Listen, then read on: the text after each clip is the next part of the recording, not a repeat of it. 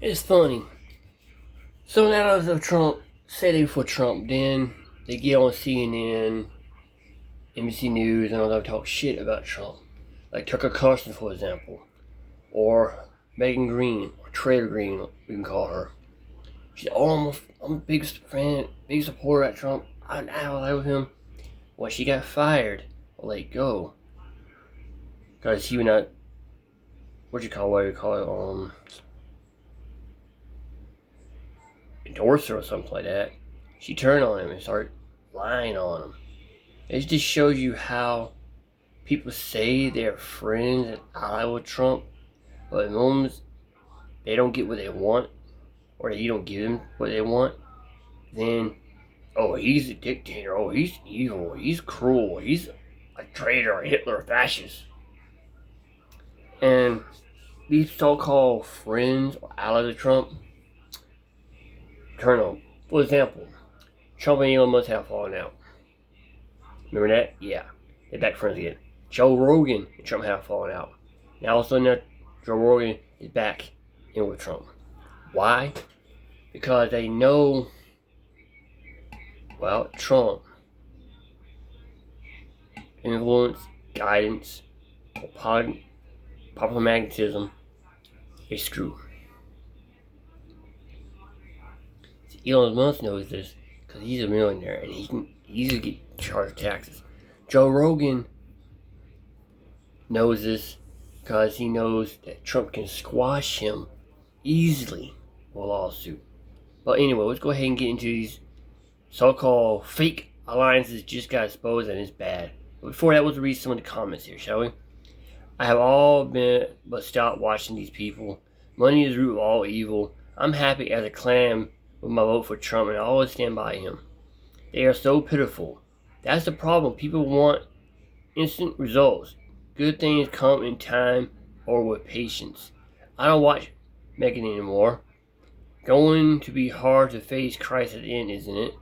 These two have lost all sense of self-preservation. So often that Megan and Tucker have lost their mind. Very true. Two clowns, sadly traitors to themselves. Even the Lord said the hard road leads to a good thing, but don't take the easy road. There is losing dear population.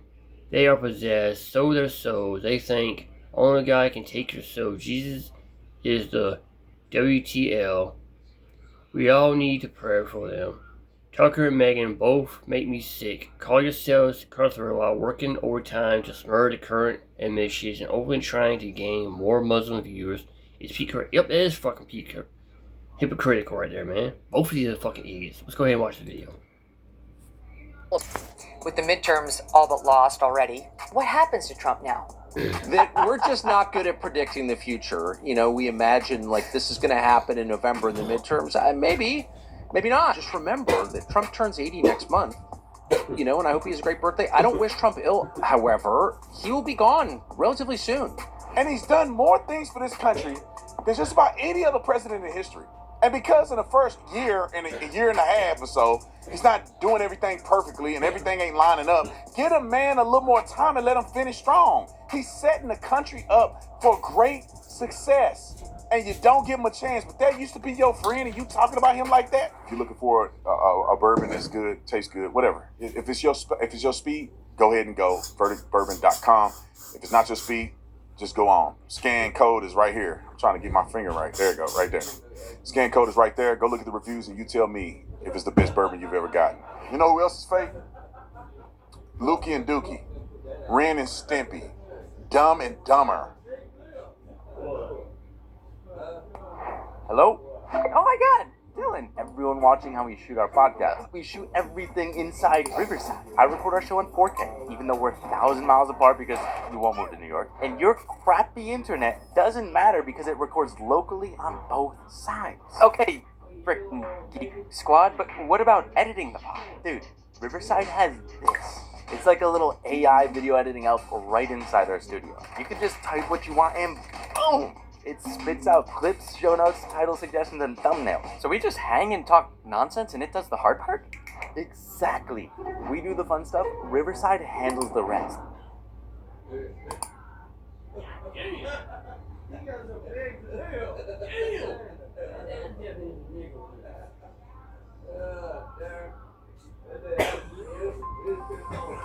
Schaefer Trucking, part of Creek Carrier Corporation, is one of the most stable trucking companies in the U.S. We're debt-free, we're family-owned, and we're hiring safe drivers with at least 1 year experience. OTR starting pay starts at 61 to 66 cents per mile, depending on experience. And the top 50% of our drivers average 96,542 a year. We pride ourselves on fantastic on-time performance and customer satisfaction. Most importantly, we want to include our drivers in our success with bonuses, 401k, profit sharing, and more. Creek Carrier and Schaefer Trucking, increased pay, great benefits, and taking no shortcuts to do things right.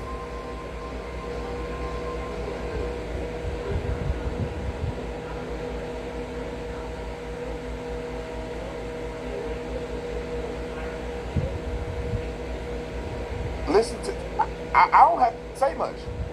All they doing is, I want to say that, but it's not Christian to say that. Let me just say it like this. All they doing is patting each other on the back. That's all these people do. She go on his show. He go on her show. They go on that show. They bring this person on. They all just go and herky-jerk in this little circle. All these nut jobs that hate Israel, that hate America, and they just do this in a circle. Like, I'm telling you, man, my wife told me this yesterday. She said, Brandon, you need to get people together and start fighting back. And you have events and you get on podcasts and fight against this crazy stuff that they're doing. Listen to what Tucker and her are now saying. And then I got one with what's his name? What's the guy's name that we're gonna go to next? Thomas Massey. Let me say this before I get into this just real quick. Give me 30 seconds. I loved Megyn Kelly after she left the network and she went on her own. I love Megyn Kelly. I seen her. I took a picture with Megyn Kelly at one of the Turning Point events at the Inauguration Day. I love Megyn Kelly. I followed her. I love all her stuff. I never really liked Tucker Carlson, but I didn't dislike him. I thought it was an arrogant, pompous POS. But I'm like, but what he's saying is true. His activism is true. I agree with him. I have to like him. Thomas Massey, had no idea who Thomas Massey was until recently. So what I'm saying is coming from a place of genuineness. I'm not jumping on a bandwagon. I didn't dislike these people. It's that the things that they say now are complete flip-flops, and to me it's dangerous and detrimental to our country. That's why I gotta call them out. Here you go. Just listen to this for yourself. Roll it. Netanyahu hates you, you know that. They don't like each other at all. The people pushing you toward this would include Rupert Murdoch, who despises you. Trump knows that, of course. Mark Thiessen has always hated you. Ben Shapiro, they hate you. Mark Levin hates you, has always hated you. Yes, the people pushing you to, I said this right to his face, the people pushing you to do this want to destroy you. And they're doing it on behalf of Israel, whose goals include getting the United States out of the Middle East. They don't want the U.S. in the Gulf because it strengthens the Gulf. They don't like our states. friendships there. They don't like our friendships there at all because Qatar and UAE and Saudi, but also Bahrain, Oman, and Kuwait, but mainly those three countries are a massive rival to regional hegemony. You can't run the Middle East with strong Gulf states. And so they want the U.S. out. Israel wants the U.S. out of the Middle East, and they want to degrade those Gulf states. And I said that right to his face. And he said, yeah, I know. I put my life on it. Trump didn't say that. I put my life on it. Trump didn't say, yeah, I know. I put my life on it. He didn't say that. Let me just tell you. Let me just explain this to you real quick. With at the very beginning of what he said, and I'll try to make it simplified. Tucker Carlson, goes on this little tangent and saying they hate you. All these people hate you. Tucker Carlson is on record saying that he hates Trump, he despises Trump. He literally said it. We don't have the clip right now, but maybe we'll add it later. He literally got caught when he got fired from Fox and the Dominion machine, when they were doing Discovery, his text messages came up. And he had the most vile things to say about President Donald Trump. Funny that he didn't say J.D. Vance hates Trump. J.D. Vance on record said Trump was Hitler. Like, what are you saying? But you want the world to think you like Trump, And everybody else can change and have a better perspective about Trump, even though they're on record hating Trump. But all these other people just hate Trump, and he know it, but he accepts it. Where have you seen Benjamin Netanyahu writing any literature to say he hates Trump? We got you. You have literature. Even J.D. Vance at least admitted that he don't believe that anymore. What are you saying? Come on, keep going. Roll it. At tax rise, terrible approval numbers, with the midterms all but lost already. Oh, shit. What happens to Trump now? We're just not good at predicting the future. You know, we imagine like this is going to happen in November in the midterms. Maybe not. Just remember that Trump turns 80 next month. You know, and I hope he has a great birthday. I don't wish Trump ill. However, he will be gone relatively soon, and we'll still have this country. I don't think things are going well. I think they could be a lot worse. I can imagine other leaders who are both malicious and competent. Trump is incompetent. Gavin Newsom is not incompetent. And he's far more malicious than Trump. I think he's far less transparent than Trump. Like, I don't know. We just need to keep our wits about us and not ping pong from one bad idea to another bad idea. Why is this man talking about Trump like this?